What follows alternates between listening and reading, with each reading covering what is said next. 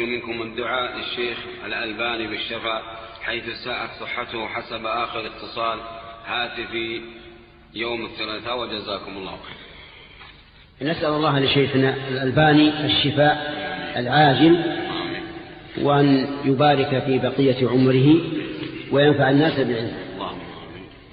الرجل لا شك أنه أحسن إلى الأمة الإسلامية بما نشره من العلوم العظيمة، ولا سيما علم السنة، فإنه هو الذي فتح الباب، فيما أعلم فتح الباب للناس. وكان الناس فيما سبق يقتصرون على ما كتبه فقهاؤهم، فالحنابلة على كتب الحنابلة، والشافعية على كتب الشافعية، والأحناف على كتب الحنفية، والموالك على كتب المالكية، ولا تكاد تجد أحدا يخرج عن نطاق مذهبه.